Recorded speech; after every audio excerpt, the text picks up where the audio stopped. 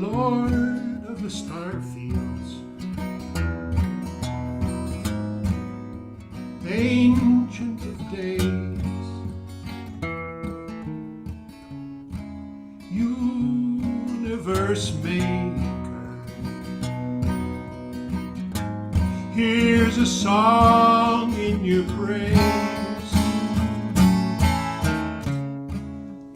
Wings of the storm clouds, beginning and end, making this heart sing like a banner in the wind. Oh love, it fires the sun, keep me burning.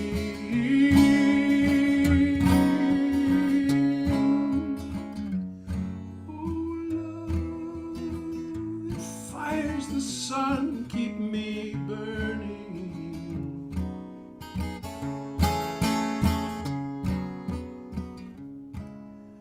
Lord of the star fields,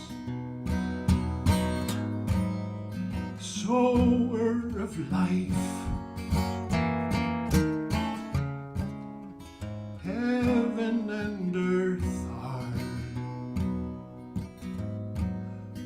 full of your light. Voice of the nova, smile of the dew, all of our yearning only comes home to you.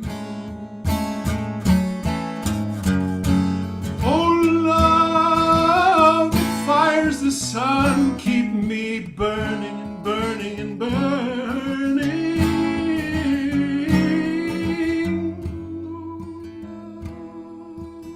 It fires the sun, keep me burning.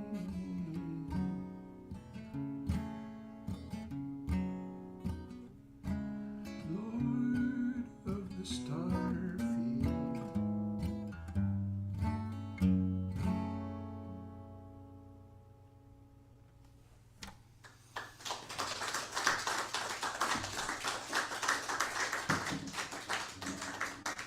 and we are so honored to have back in our presence Kétu Oladuwa. Welcome, Kétu. Thank you for being with us.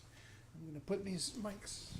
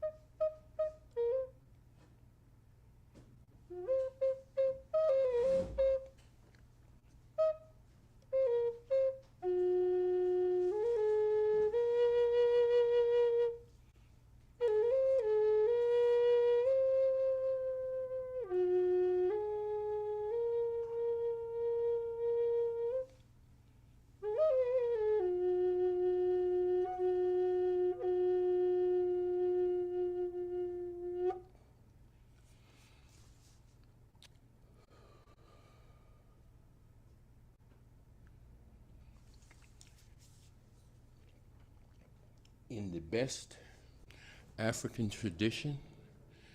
May I have permission from the elder to speak?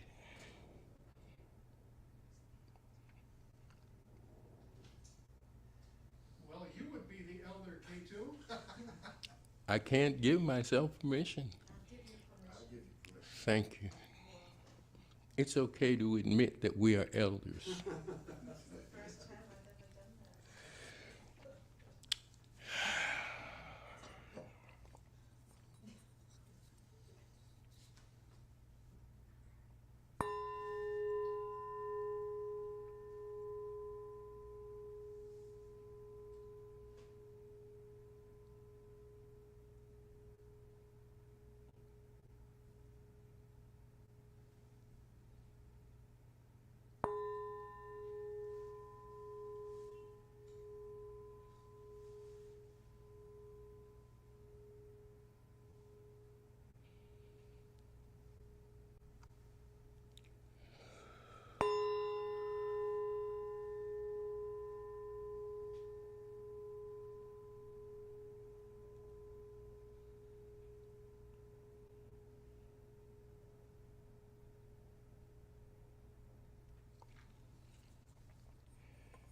Anytime we begin a presentation, we begin with an invitation and an honoring, a recognition of those who have made it possible for us to be here, the ancestors. When I speak of the ancestors, I'm not talking about a figment of my imagination. I'm talking about those who were standing on each of my wings this moment. I'm talking about all those who have paved the way for me to be here. All those who are surrounding you as they come to you through me. All those who are in my bloodline, in my spirit line, in my intellectual line. All those who have honored me with the touch of their living in my life. And the invitation is to you to honor those who have made it possible for you to be here. And in that tradition, in the best African tradition, we pour libation. We take this clear liquid and we pour it into this plant representing the earth. And we ask that you honor those who have made it possible for you to be here by calling out their names, whispering, shouting, however you want to bring it. Invite them to be here, inviting them to strengthen you, to open your heart and your eyes and your hearing, so that we may understand that there ain't but one presence in the world, and we all connected. With that, Carrie Taylor, John Taylor, Margaret Fisher, Tyrone Foster, Chief James Hawthorne Bay, Dr. Margaret Burroughs, Malcolm X, Martin King, John Coltrane, Miles Davis, Amiri Baraka, Sunjata, June Jordan, Audrey Lord, Paige Metric, Tennis Mahoney. David Williams. Mary Mahoney. Scott LaFaro. Will there be any others? Yes, sir. Will there be any others? Patrice Lumumba.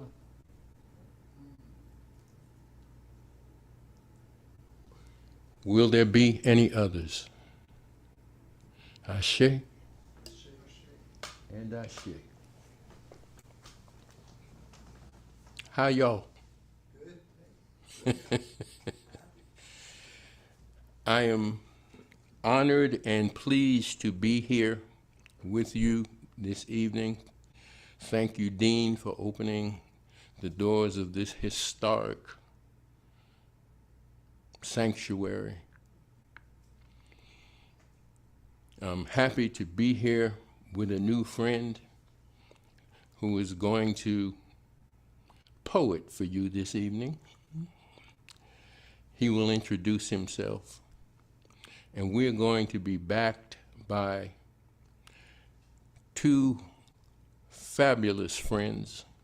Every time I come to this region, they manage to show up. I don't know how they get here. They manage to show up, and everything gets better. Before I go forward, I want to thank my brother and comrade, Sock Sperry, for making it possible for me to be here. And for the elder in our lives, Janice Turner, who made our last round in Ithaca, New York, an incredible experience. My name is Omowale Kétu Oladuwa. I'm a poet. And people ask me what you do, I say I poet. I'm poeting right now. Poetry is a verb. It's a noun, but it's really a verb. It's a doing. Poetry is a doing. Words do. Words are nothing but sound. Sound animates space.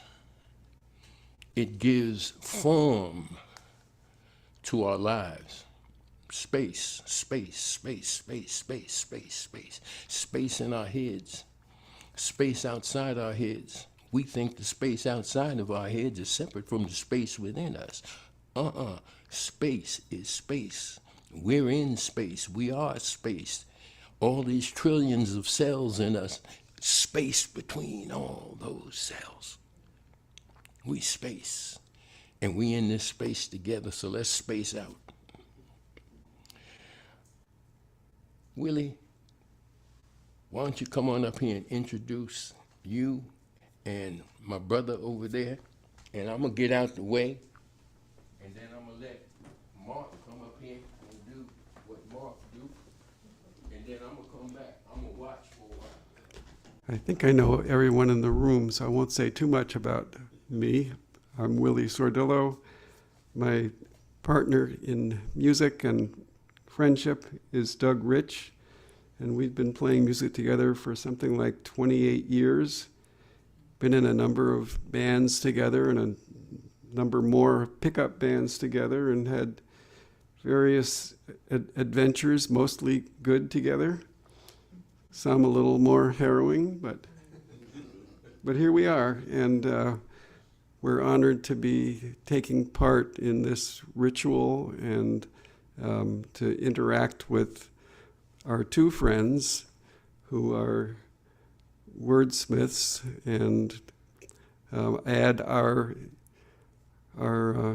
musical commentary or part of the dialogue or conversation to what goes on, and it's an honor to be part of this. So thank you.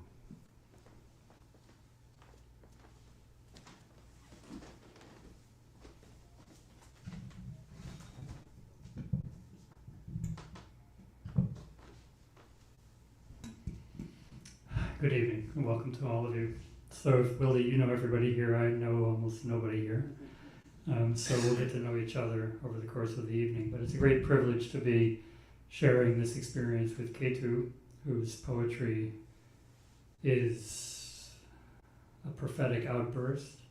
You'll hear it, you'll see it, you'll feel it, you'll smell it. It will move you and take you places you never imagined you would want to go, and you'll be glad that you did.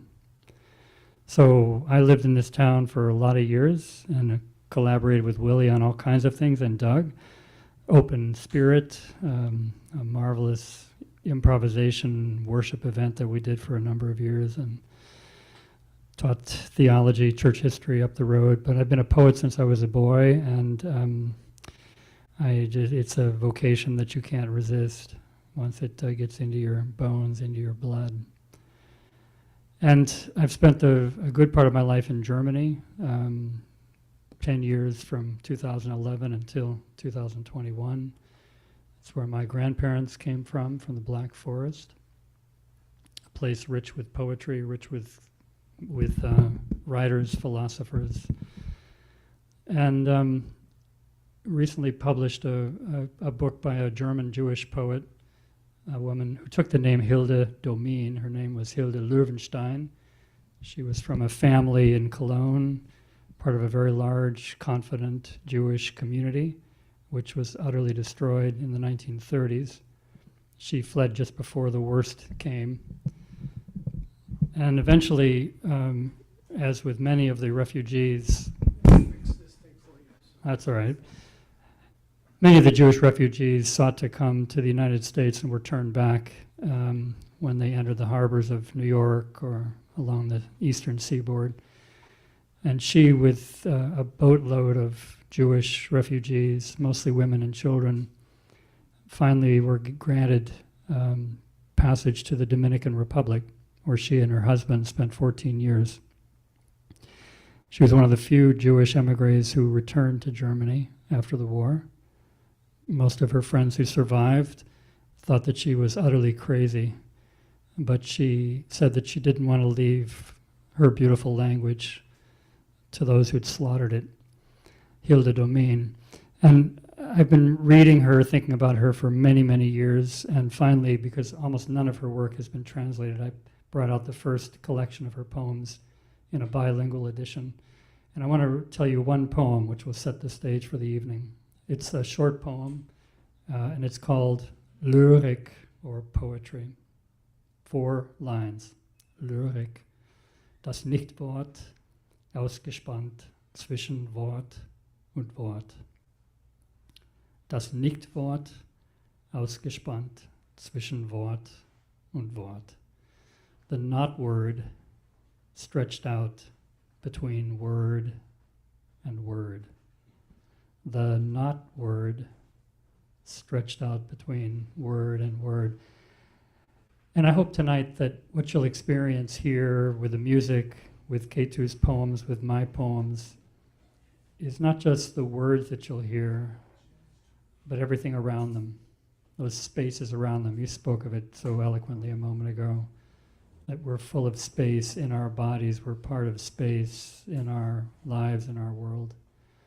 And so tonight we hope that we'll create that space together, the space not only of words, but a space of the not word, where we communicate at a deeper level than anything we can put into language, although language helps bring us to that place.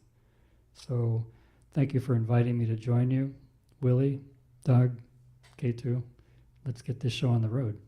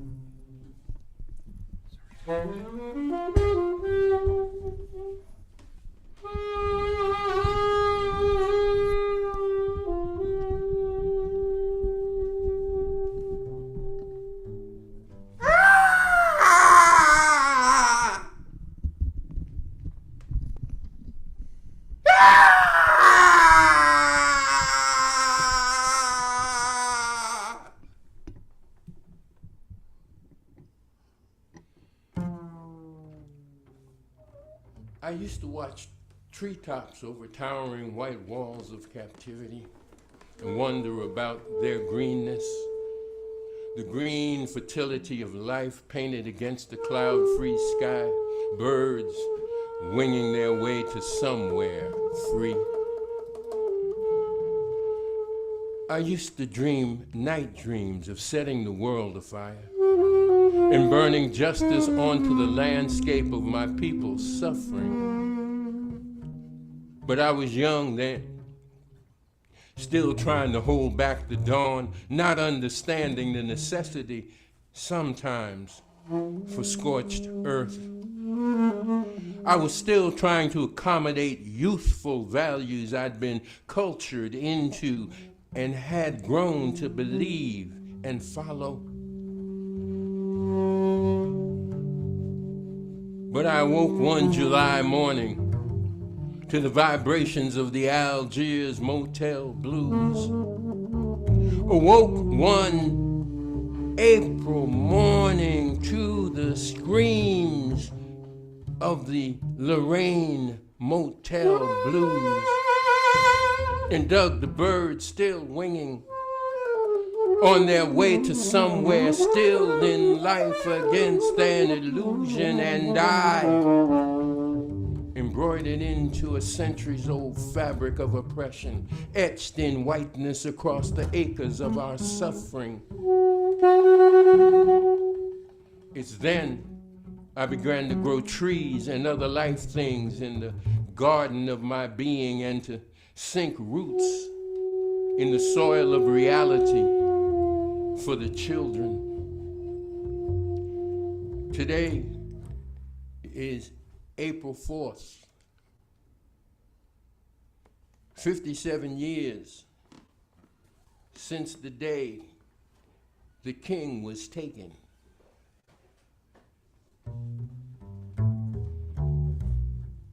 The king was taken. The king of peace was taken. On the balcony of the Lorraine Motel in Memphis, Tennessee.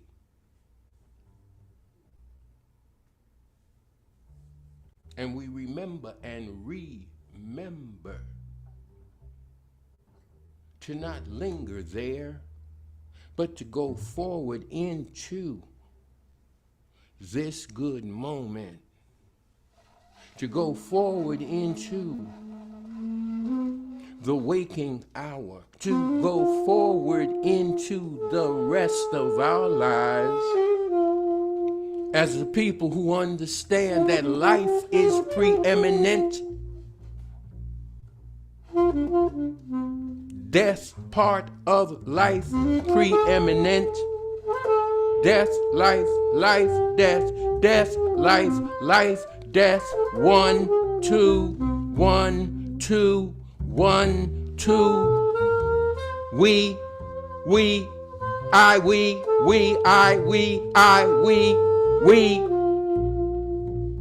rise. We rise. We rise.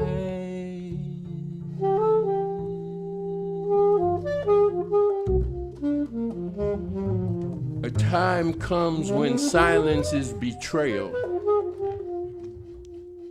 There has been no time since 1967 when the chariots of war did not rumble and the dogs of destruction did not grind their metal teeth.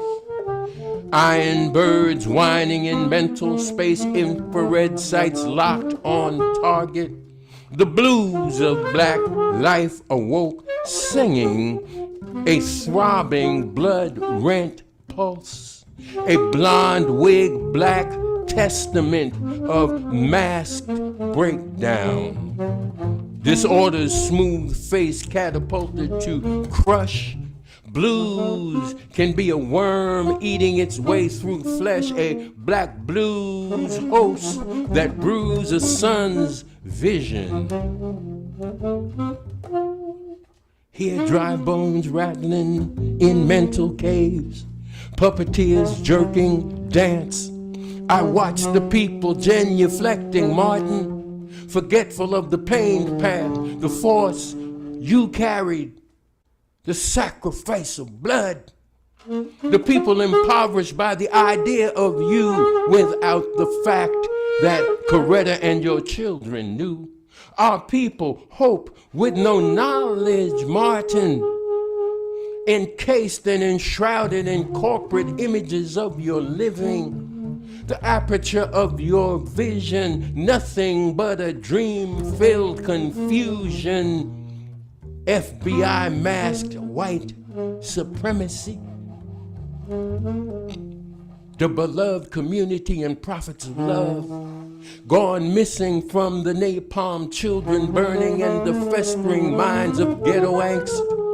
Those ravaged villages 8,000 light years away, right here, now, in chocolate sections of our cities. They preach you dead, Martin, preach you pious and bigger than the people's hurt.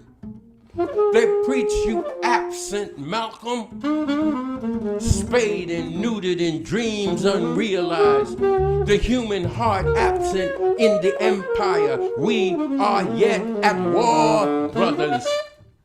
And the black guy in the White House is the best white president America has ever had. We still looking for the way out of miseries, out from the mind fog, out of the post-racial web of lies we've told ourselves to keep their peace and protect the profits of the 1%. We keep looking for ourselves outside ourselves, Malcolm, waiting for the Lone Ranger, the Messiah return, the Mahdi materialize, our black knight in white shining armor. Every city with a face of expectation held tight against a mother's breast, held tight by dreams deferred. There has been no time, black people, since the war to end all wars, when the chariots of empire did not roll and dark bodies were not cannon fodder. The struggle continues, Malcolm. A luta continua, Martin.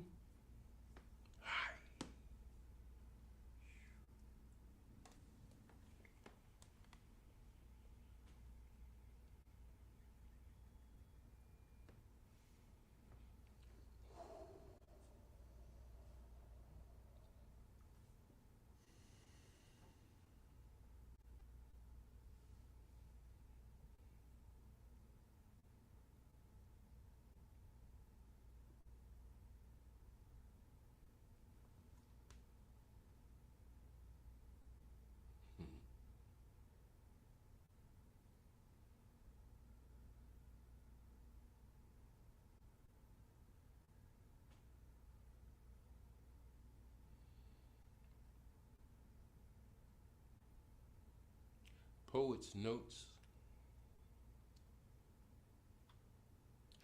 Poetry does more than inscribe black words on white paper.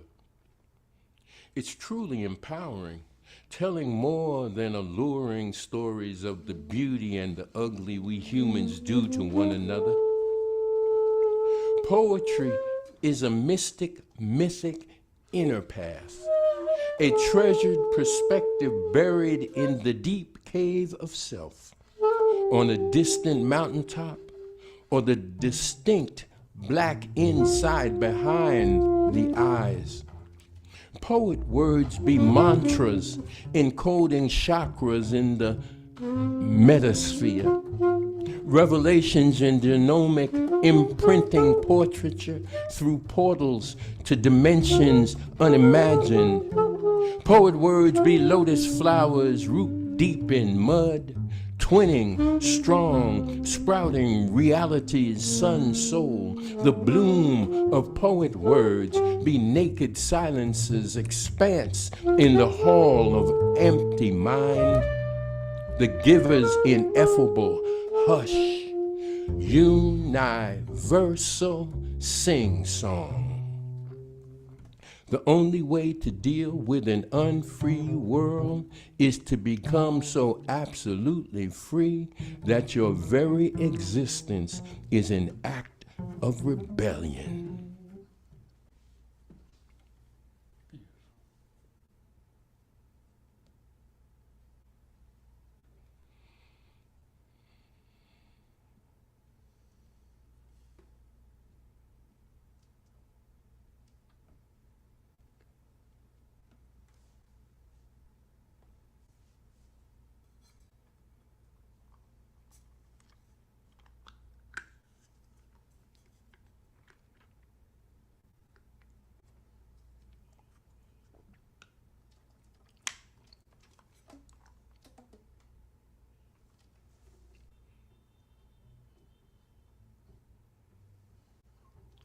Okay, to tell me how this all started with you.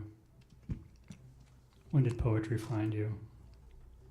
Poetry found me on death row when I was 21 years old, 22 years old.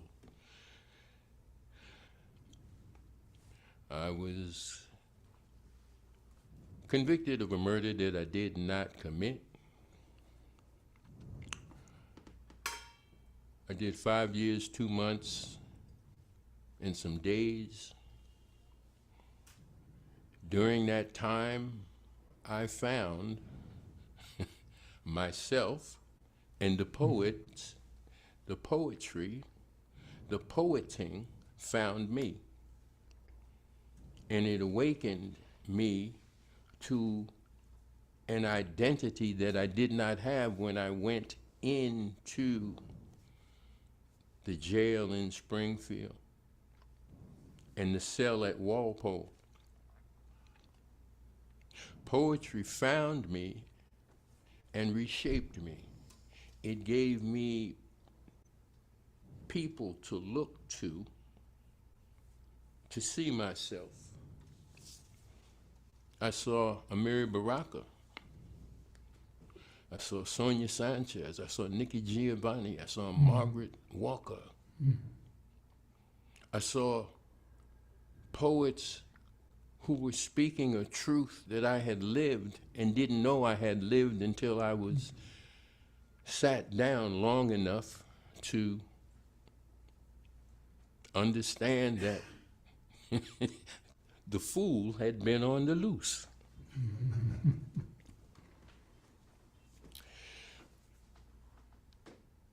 A month after I was locked up, my mother came to see me. My mother, my quote-unquote foster mother, she wasn't my foster mother, she was my mother. She came to see me and she asked me, Mark, she said, did you kill that girl? I said, no, Ma, I didn't kill her. She said, you'll be here 5 years, 2 months, and some days. When I left the visiting room and went back to my cell, I broke down. Because in the mind that I was in, there was no way that I could see that I could be any place for 5 years, much less in a 6x9 cell with people waiting to take my life.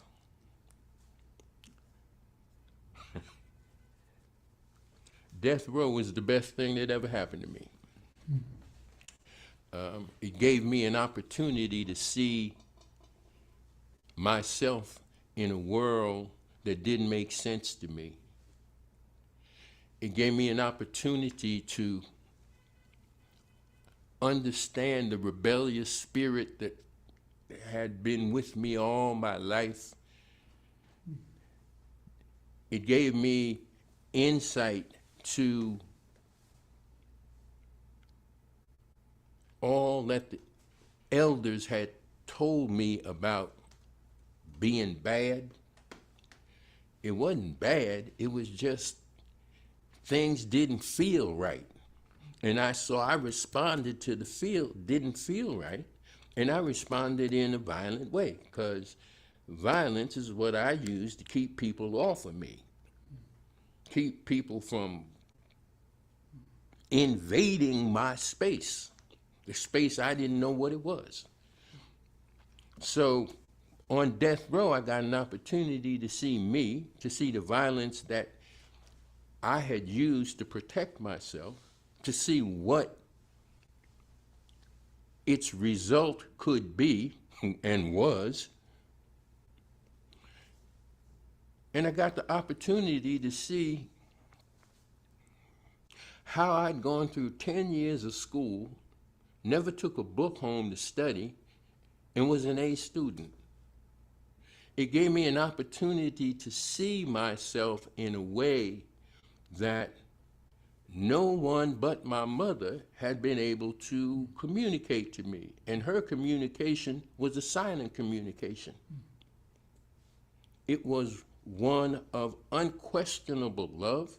It was one of unquestionable acceptance and support. But of course, I rebelled against that too, because I didn't know any better. Prison gave me the opportunity to know better. 500 to 600 books later, every book I read, from the Tao Te Ching to popular mechanics, filled up a space in me, a space of an empty space. And when I walked off death row on August 17th, 1971, Ronald Fisher was dead, and Olafin Kétu Oladuwa was reborn. So that's it. In 1968,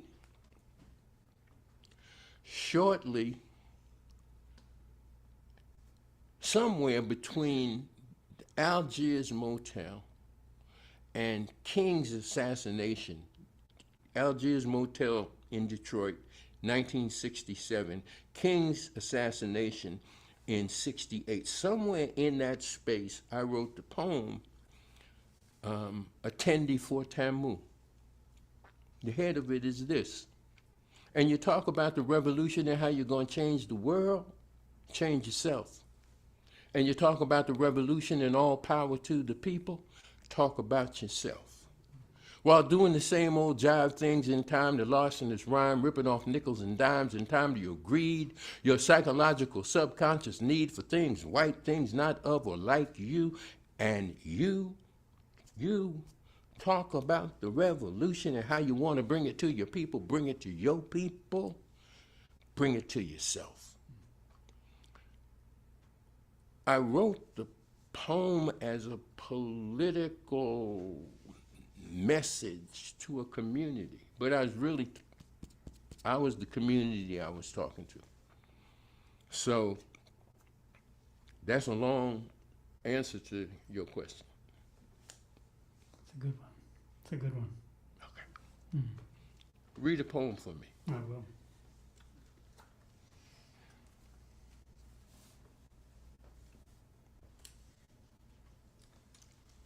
This one has a short epigraph from an ancient philosopher named Heraclitus. 2 words: silence, healing. When words are not enough. There are days like this when words are not enough. Not strong enough to hold the late autumn light as it glazes the last leaves that cling to the maple by the house. Not tender enough to stir long, untouched skin with a trace and more of breath. Not bold enough to heal a hurt long past and gone. not free enough to wake us to the wildness we were made to taste. There are days like this and nights when words give way to a silence truer than all we know, a wisdom holding us until we become the song we thought was ours to find.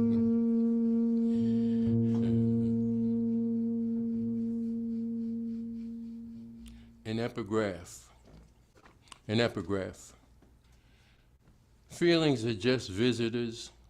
Let them come and go. Whatever comes, don't push it away. When it goes, do not grieve. Muji. An epigraph. Come. Celebrate with me that every day something has tried to kill me and has failed. Lucille Clifton. Epigraph. Now, every time I witness a strong person, I want to know, what darkness did you conquer in your story? Mountains do not rise without earthquakes. Catherine McInnet. What darkness did you conquer?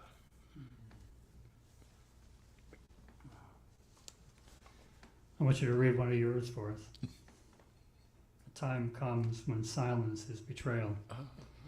And I don't even have to explain that to all of you, that right now being silent is not an option. But can you read that for us? Let me see if I can pull it up here. I've got it here. Oh, I can't see that. Okay. That's why I got this thing, because the words in the book, that's for people. This, let me see here. Hold on, let's see. Why don't you read one while I find it? Okay. There we go.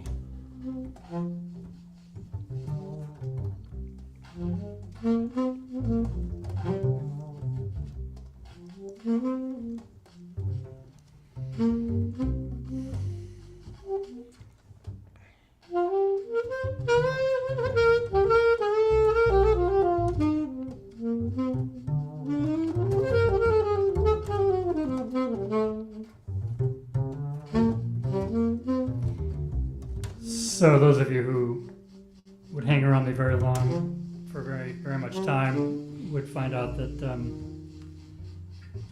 I have a big love for a German poet, German language poet who's an Austrian, named Rainer Maria Rilke.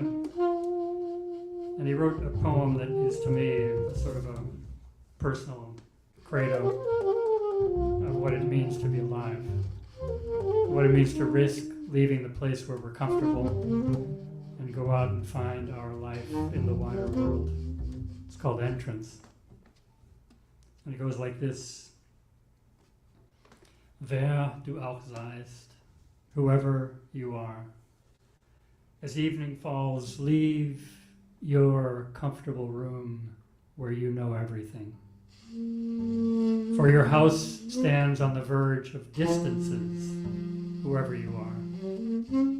With eyes so tired they can barely lift themselves from the worn-out sill, raised with measured gaze a single black tree, and place it before the skies, slender and alone.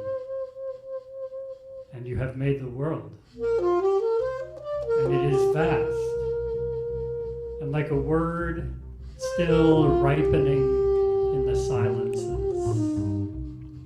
And just as your will grasps its meaning, your eyes let it tenderly go.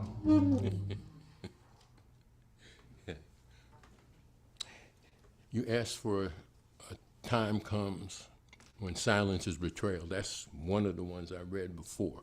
So I'm going to read the preface to We Rise, which is, I think it's the 5th book, I'm not sure. Preface. Sometimes in the ignorance, I feel the meaning invincible, invisible wisdom, and I commune with intuitive instinct with the force that made life be. And since it made life be, it is greater than life. And since it let extinction be, it is greater than extinction. I commune with feelings more than prayer. Sun Ra. Step back, close your eyes, see your face. No, really, see your face. Its hills and valleys, its contours. Let your jaw drop. Breathe in now. Allow your normal breath its own persuasion. The breath you have no need to think. The breath upon which you entered as an infant. Feel sensation rising from just below your navel, your body center. Breathe. Lose your witness eye in the natural inhale,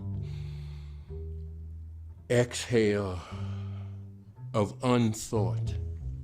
Settle in behind your universal optic nerve into the fragrant black, uniformed, unformed expanse of sight beyond seeing. From the time of my confinement more than 50 years ago, I harbored serious self-doubt concerning myself and other people of African descent and our ability to take on full human, Hueman, lives here in America, Disneyland. Full human life. Living organically, intuitively in the animating presence of possibility. Each moment realizing self as summum and mitakuye oyasin, attuned and obedient to the summum bonum. Living human here. In the socio-eco-political environs of empire requires compensatory ectoplasmic accountability to our ancestors and in the eyes of the known world. Given our his story, we do bear some responsibility for not blinding the beast. It means we people who are darker than blue must resurrect our humanity from the cross of material mental subjugation. It means we must free self from colonizer mindset by our own hand and align within our own interests and the collective best interests of all our relations to be secured in land and the ability to defend it and the families we grow and sustain on that land. That is authentic culture. That is human being human, not the property of nation, state, religious order, or rich white folk or their colored puppets. It means we be in full equanimous relationship with earth and all her people struggling for dignity, identity, cultural integrity, and reasonable standard of being in relationship. At then 76, I can say I knew repair wasn't gonna happen in Disneyland in my lifetime. But that's all right, 'cause it ain't about me, but we. It's about being human in a material world where our labor was wealth. It's about the black body self-realizing. It's about reparations as an aspiration that will bear fruit because the seed was planted long ago and watered with our perspiration and blood. It's about reparations cause the word precedes the deed.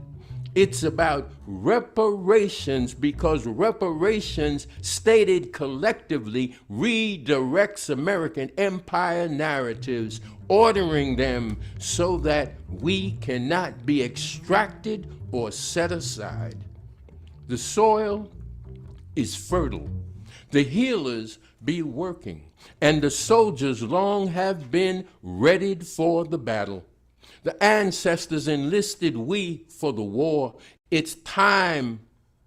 It's time. It's time to fight. Spirit realizes the bankruptcy of empire culture, economy, social and political relations. Black people, Jesus spoke to disempower Rome. To exist in a future we cannot yet see means consciousness is still on the move. Jesus on the main line. Tell him what you want. On the rise, developing and working to realize a we can all live with harmoniously as human, HUEMAN, family. If not that, then know this. In our sun-sown depths, in our marrow, that future already exists. We do not have to create it. It already exists. We simply must realize and be it, and accountable to its source. Turn your eyes inward and go boldly, without ego, into the black behind your retina, and you will see the what is being fulfilled. What is simply is and awaits self-realizing self.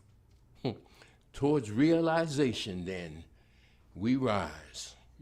We rise.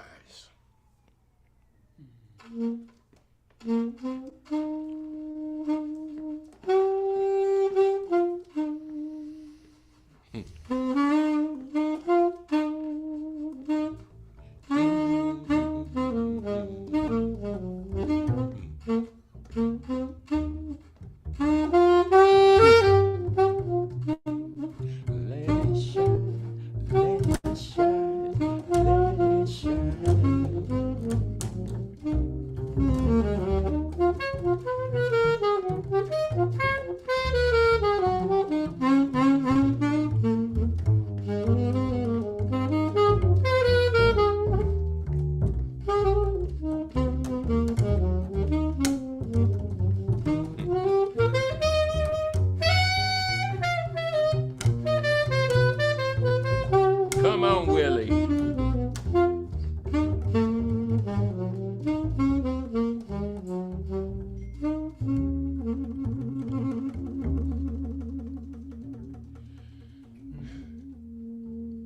Mark, would you agree with this statement by Nikki Finney? My responsibility as a poet, as an artist, is to not look away. Yeah, absolutely. Here's a little poem on that topic, and it's one, if there are any of you MAGA people here, I doubt it. I doubt you'd get here. Any hardened, closed-minded evangelicals, my apologies. It's a little poem about Jesus, since you mentioned Jesus, and something that the evangelical MAGA world has forgotten is that Jesus started out his life as a refugee, fled the powerful king who wanted to end his life, and sought refuge in a land that was unwelcoming.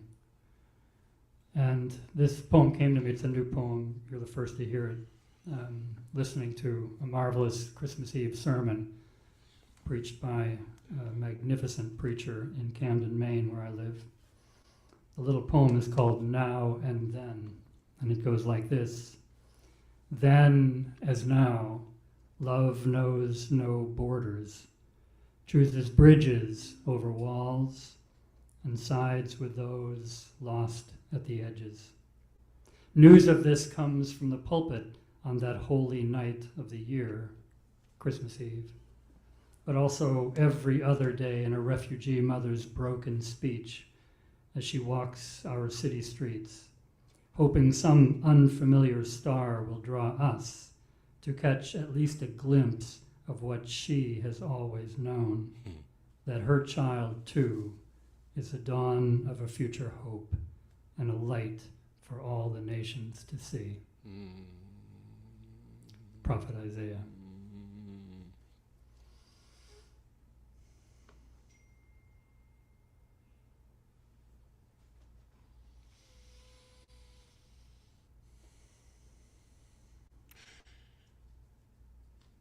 If I ventured in the slipstream between the viaducts of your dream, where immobile steel rims crack and the ditch in the back roads stop, could you find me?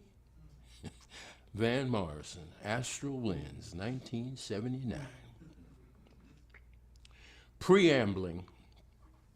Solar winds ejaculate streaming tongues of sun. New African hearts igniting inner humblings. Speakeasy fires entwining sacred scars, sacred hearts etched on the blacksmith's anvil, woven in steel on the loom of life. Close your eyes. See the light. Feel the fire. Sing, you dancing waters. Alight, you fire. The crackling hears you. Know the howling, the burning, but know you be not consumed by the burning bush.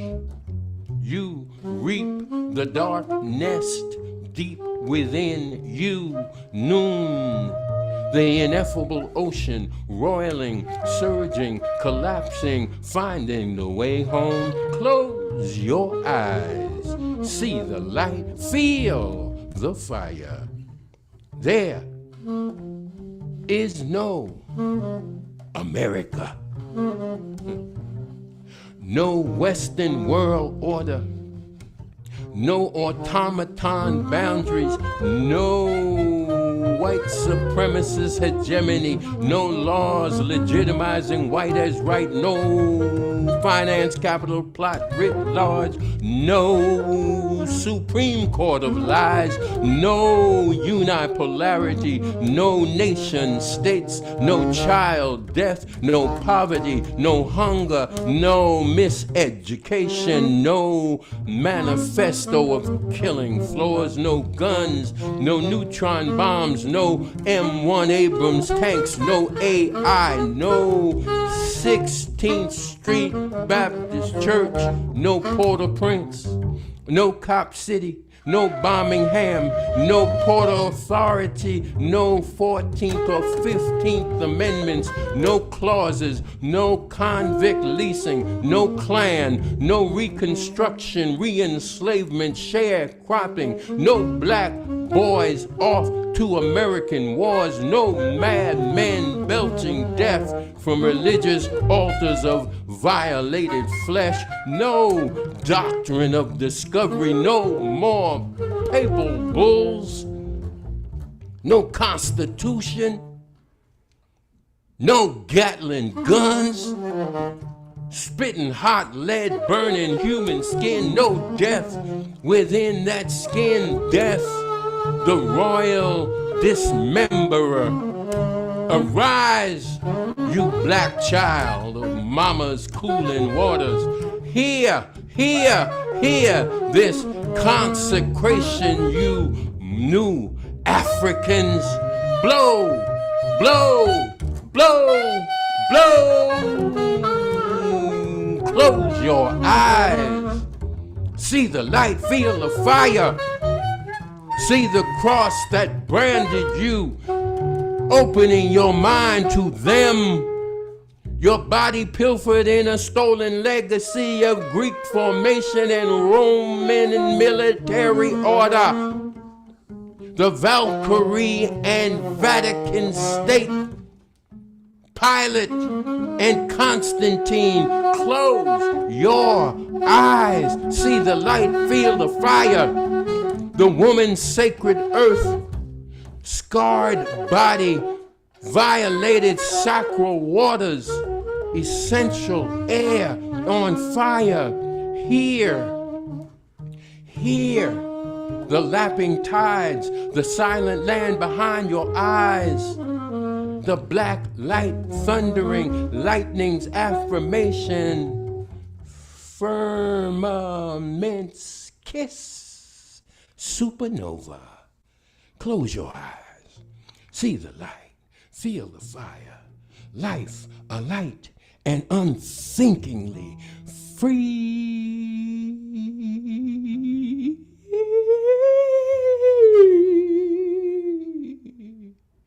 Ogutameli, the Dogon Hogan, the breath dancing. Breathe now, new African. Breathe in, breathe out. Breathe in, breathe out. Let your breath be free, unconstrained, uncontained, uncontaminated, naturally what it is. Brethren, brethren, renew your mind. Be transformed by the renewing of your mind. Leave behind engineered diasporic blindness. Leave behind the storybook salvation of race, negotiation, diversity, equity, and inclusion. Close your eyes. See the light, feel the fire. Close your eyes. See the light, feel the fire. See your sovereign body, black, radiant, resilient, relevant, the shining. Be mindful of the mind full of empty. Understand your gifts. Understand, understand, understand your gifts. See, be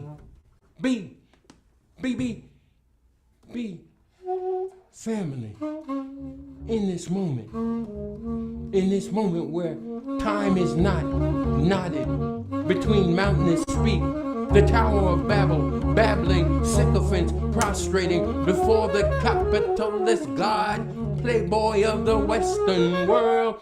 It's a thin sync line between be you, be here, be free.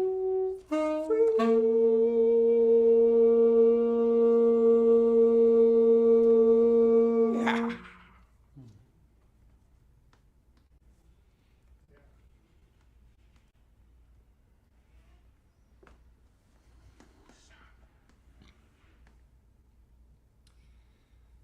You remember what it was like in January when the ceasefire finally took hold, at least briefly, in Gaza. And you probably saw, as I did on the evening news, thousands and thousands of Palestinians walking, carrying each other, hobbling home, or to what they thought was once home, to piles and piles of rubble and debris, which our president could only imagine as a future Riviera for the wealthy. This little poem called The Evening News is about those people who today were visited by United States manufactured bombs dropped by United States manufactured planes in parts of Gaza. The Evening News. Day by day, the old ones persist, despite the terror that strikes suddenly in the stark midday hour or in the still of night, tending those who somehow survive against the odds, meeting the needs that hunger and suffering bring. In their drawn faces displayed on the evening news, we glimpse a measure of what we also know of the hope that refuses to let go, despite the pain and ache of fear, and then turn away to tend our smaller cares, as if the busyness of our lives could keep the dark at bay for a moment and perhaps another day.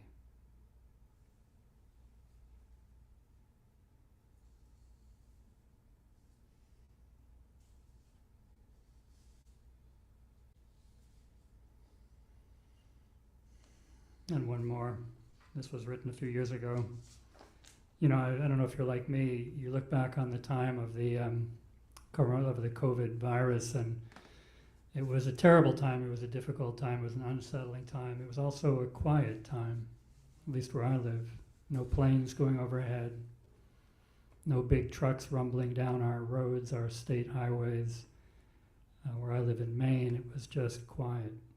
And it got me thinking about how community was really desperately interrupted during that time. We couldn't meet the way we wanted to. We couldn't hug each other. We passed at a distance from each other.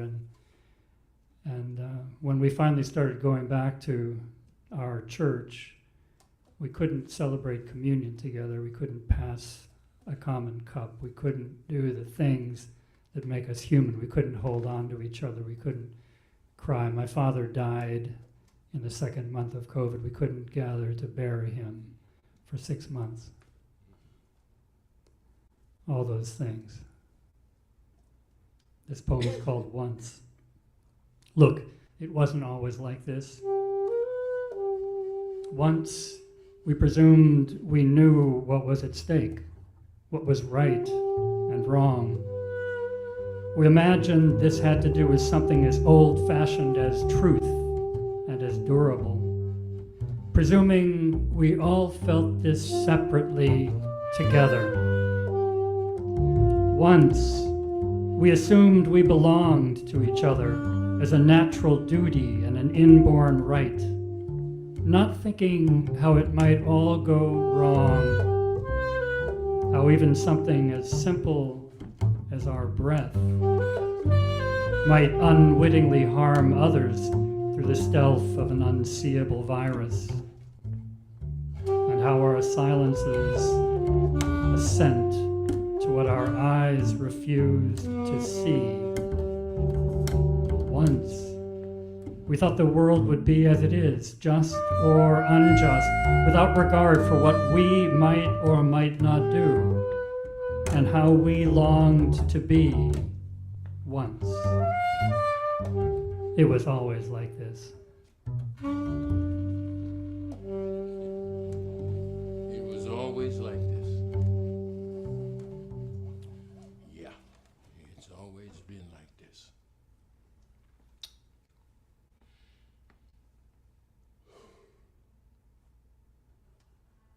September 28th, 24, we launched the Octogenarian tour in Fort Wayne, Indiana.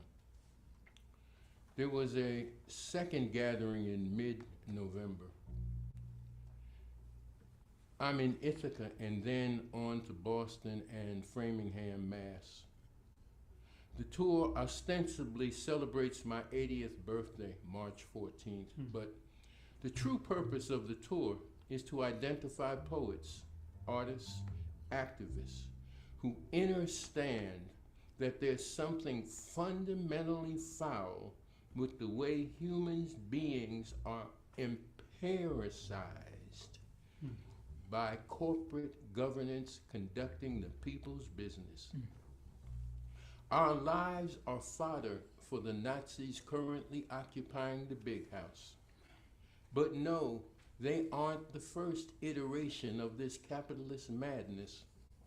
Politicians of all persuasions cannot be depended upon to safeguard our individual or collective well-being.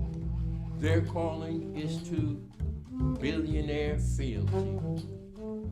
That truth, not told by corporate media or any social media that most people are learning from, lets us know it is the people's responsibility to mind their own business and push their own interests forward. It's the poet's work to catapult those interests into the people's heart and the empire's eye with the force of daggers, a force for spiritual transformation. The principle of political healing requires historical understanding that all politics are local. The poets must speak truth in ways that resonate with the hearers and listeners.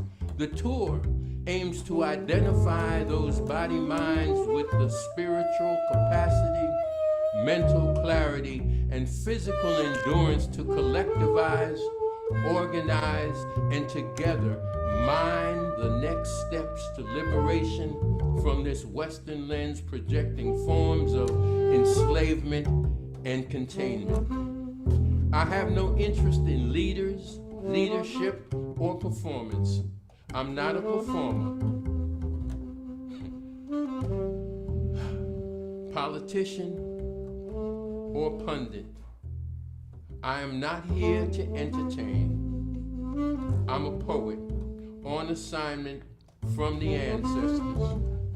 I take that responsibility sacredly. I've called you together in your location to see if anyone might be interested in a collective way forward. You need to understand what you're up against. The young need avenues into a liberating history that will clear their vision and provide them a context to cite their growing interests. Up for a group conversation via Zoom or here in person, please put your contact information on the sign-up sheet. We'll get back with you. Asante Sana for the audacity to listen. Our garden breathes. Our garden breathes. Roots cracking concrete, vines reclaiming steel and stone. Our children, petals playing, unfolding whispered prayers, ancestor names Oya's wind refuses to forget. Poets, sound shapers, image-making artists and artisans, activists and earth tenders whose soiled hands and rhythmic voices brushstroke keys with gendered bass lines, seeds and syllables shaping tomorrow's language. They be spirit folk. They be spirit folk. Wearing all colors, persuasions, perceptions, and lifestyles, dancing between sun and shadow, native hands carving futures into wood, African tongues coaxing from earth her old songs, mother hums back loving mellow rhythms that earth's children, we people, plant together the what that must grow in our garden and outlive us. We must harvest justice under baobab broad leaves, story braided as river currents. Revolution smells of sage and rain. Revolution smells of sage and rain. Our people live, learn, to love our garden breeze. Our garden breeze. Our garden breeze. Our garden breeze.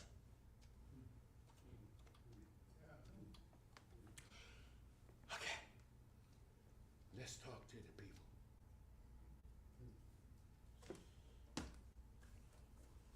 Let's talk to the people. I gotta put my glasses on so I can see you.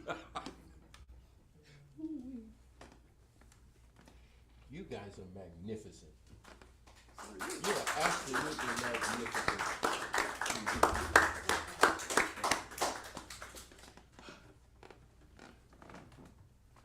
What did you hear? What did you hear? What did your body hear?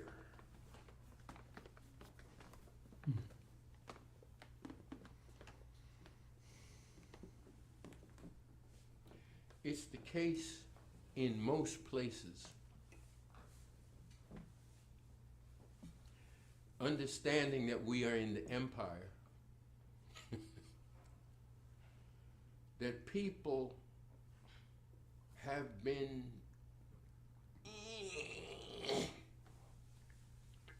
and are reluctant to speak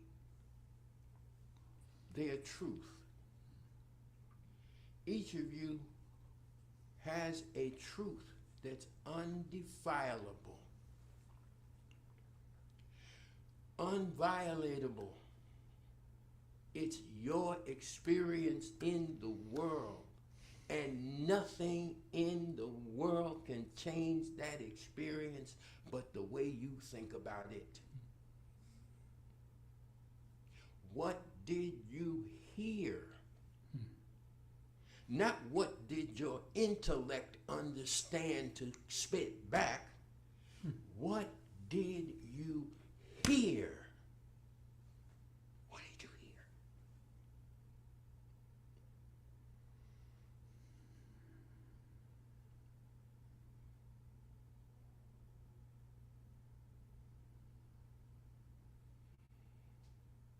New world. Babies singing. Mothers Speak crying. up, please, bro. Of course. A new world. Babies singing. Mothers crying. Children wishing to be barefoot in the springs. Yeah. Flowing through the oasis. Us taking a drink from the water. My body hears. My body is here.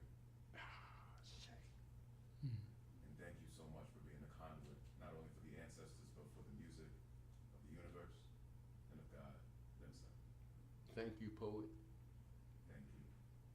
Make sure we talk.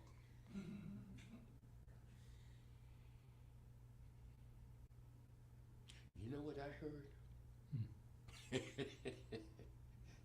I heard silence. That's what I heard. I heard silence. I heard silence speak at the beginning. There wasn't a leap in to fill space. There was a natural order of things that was here. And we allowed ourselves to walk into it. That's what I heard. Okay. At one of the gatherings in Ithaca, we asked this question, or a similar question, and one of the poets who was with me, a man who had been out of prison for only about a year, after spending 39 years in prison for something he did not do. He said, well, if nobody's going to say anything, we're going to call on somebody. So, do we have a volunteer, or must we play school teacher?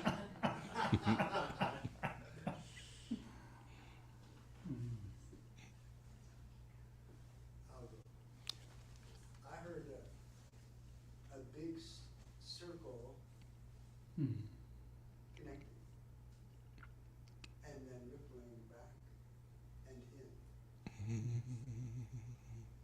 Thank you. Thank you, brother. Will there be another? What did you hear, brother? Yes. I heard the voices of young brothers I met when I was 21, teaching at Auburn Maxwell Security Prison. Then I heard my mother and my father instilling in me the values of the ancestors and their family, of information and love I needed to survive. And then I heard that no matter what you're going through, there's always going to be a voice that's going to be sent to you by the ancestors, by God, that will tell you you need to be here. And that voice came from Janice Turner, who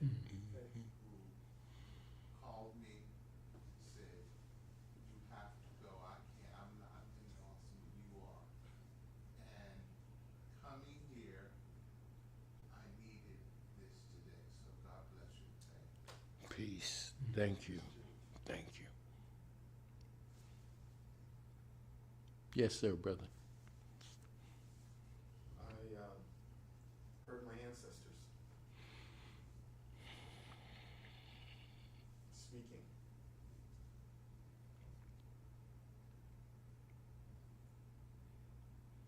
Yes. Did anybody else hear their ancestors?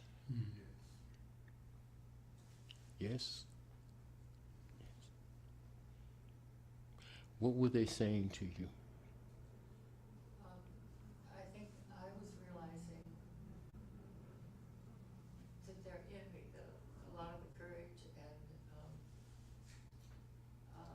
direction that I've created for myself in my life came from my ancestors.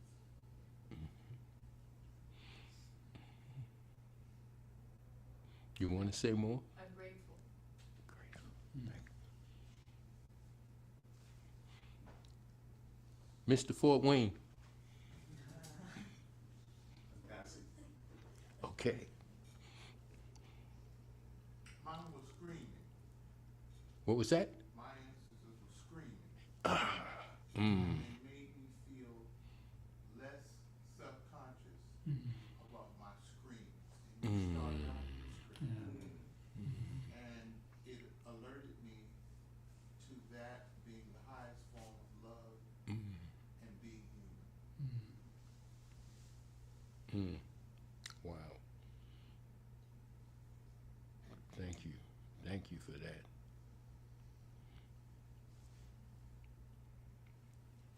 I heard, settle your mind, calm down.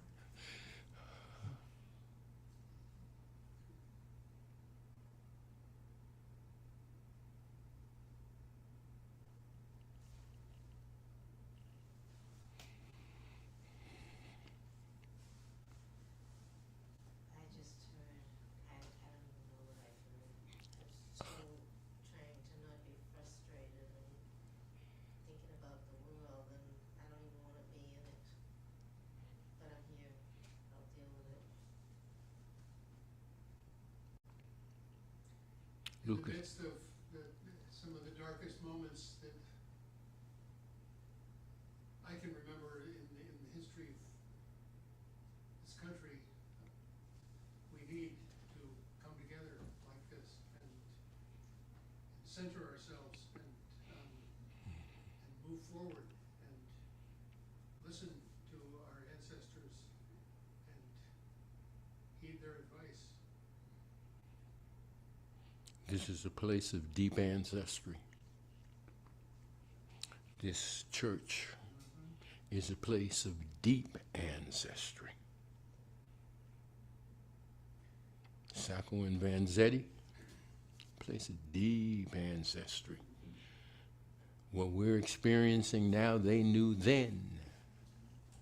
what they experienced then, people who look like me have known as long as we have been here. This ain't nothing new. It is nothing new compared to what my ancestors walked through. This is light stuff. So they tell me the door is wide open. This is not a moment. This is not a moment to be afraid and to walk away. This is the moment to go boldly into yourself so that you can unite with people who share your vibration in your community, where you can come to the table and sit and talk and become vulnerable. When I walked off death row in 1971,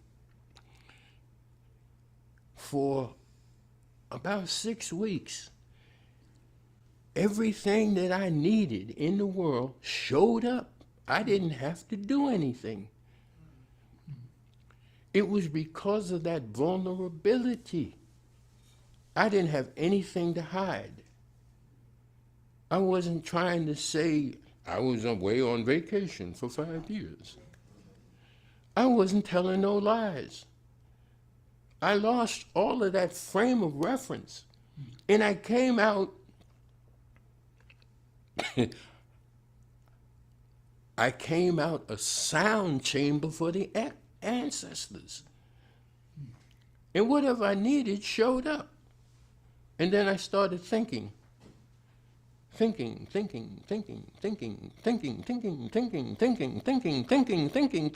things went haywire for a while. Thinking is the slowest thing that human beings do. Well, I see this problem over here. Let me think about it. You don't have to think about it. You already know the answer. It's in you. But you've been taught to think about it. Because in thinking about it, you're thinking the thoughts that have been implanted in you throughout your whole life. Stepping outside of that colonized mind, stepping beyond that colonized mind, so that you don't have to call it a colonized mind anymore. You can just call it, I don't want that. I'm going to be me. I'm going to find out who I am. That's what I said on death row. You're going to kill me, Massachusetts, you're going to kill me? Okay, I'm going to know who I am before I die. I didn't read one law book. I didn't think about reading a law book. I had to find out who this was. And I found out that I was a spirit. I found out that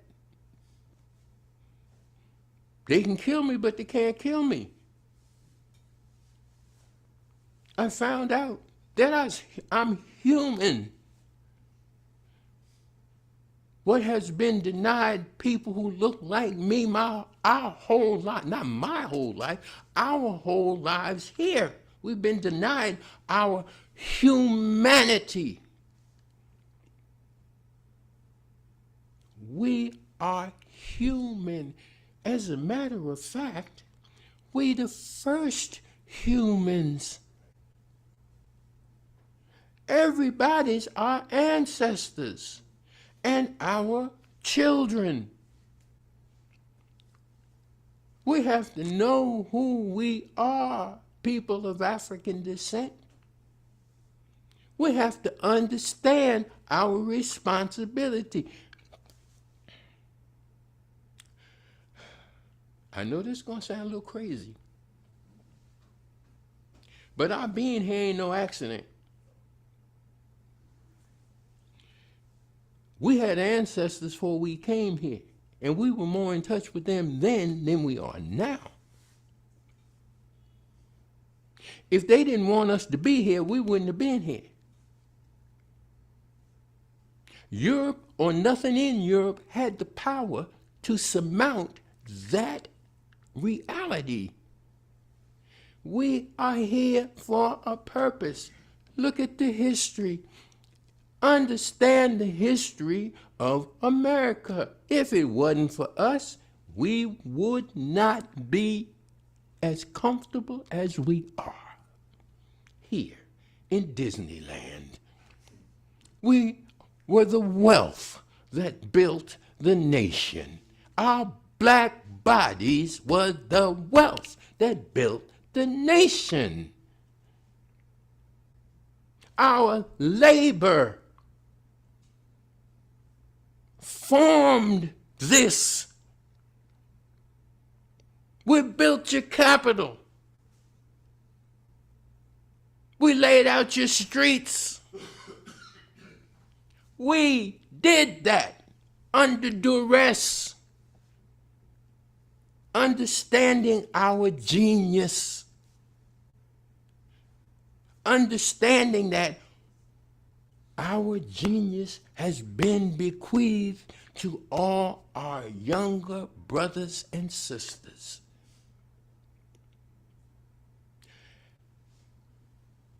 We are in here of different skin tones. We are all human.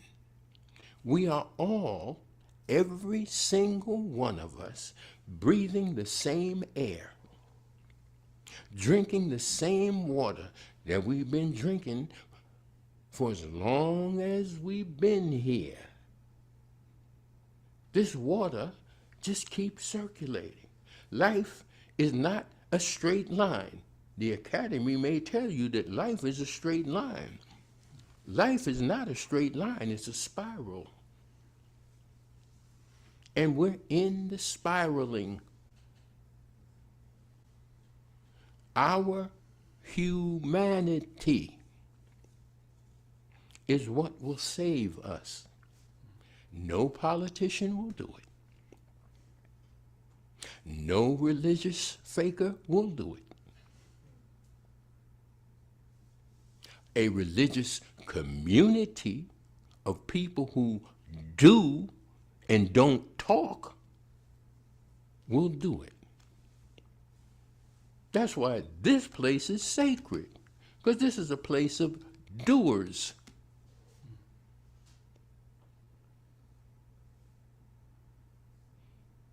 Each one of you had to surmount something to be here tonight. You're not here by mistake or happenstance. You're here because you meant to be here. There's something that was said or felt or done here tonight by Mark or I that revivifies your spirit. Fact is, we all gonna die. Can't get around that. Every one of us is going in the ground or in the fire. Ain't nothing to run from. At 80, I'm running towards it. And as I told Mark, coming over in the car, one of my teachers has taught me, when you get to that last breath, don't have nothing that you regret. No questions about what I should have done or how I could have done.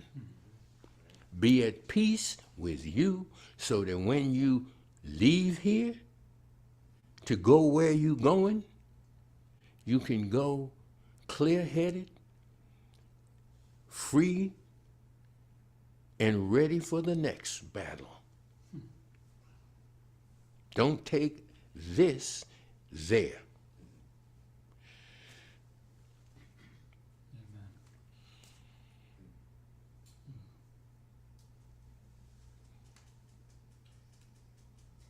Socks? I just want to remind people that if they want to take something else, like a book, you can do that too. Kétu's got books for sale back in the back, so before you go, stop Thank- back there and just see what he's offering. Thank you, Socks. Socks is the road Another manager. little announcement also, if you have friends in the Framingham or Metro West area, or you'd like to experience Kétu again with a different poet named Reason Being, there will be another event similar to this but unique on Sunday afternoon at 3:00 p.m. at the Open Spirit Center in Framingham. Thank you, Willie. That's why you have family, so that they can tell you what you forgot to say.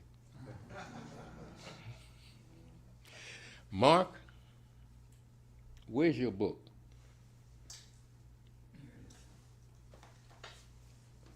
You want to read that poem? Yeah, I'm gonna read that poem, and I'm gonna read that poem. I'm gonna see if I can see. Yeah, I'll make it work. I'm gonna read that poem because I love it, but I'm gonna read it because it's on page 67. And page 67, 6 and 7 is 13. Yeah. And 13 is the number for resurrection and renewal. Okay? So, I'm going to read this poem. What widening? All winter's deep, the bitter cold slows the morning race of time.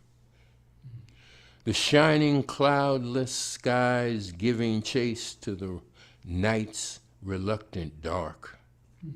And as usual, the day makes no complaint of its own, but goes on, attending to its untethered ways, while the hours drift slowly on and by, and yet they leave a crease of stillness for madness or for mercy. Who can say? All this comes when and how it will, because it must, and when it does, it opens us to what we need to brave the stinging cold. And what of us, what profit or gain will all our restless worry bring us? What widening of heart will sing us? Ha! I love that poem. Wow. What widening of heart will sing us. You've widened us, man. Thank you. You've widened us. Thank you, everybody, for being here. Wait a minute. Hold on. Wait. Hold. Does everybody in here know everybody? I usually do this at the beginning, but I'm going to do it now. Okay. Please stand.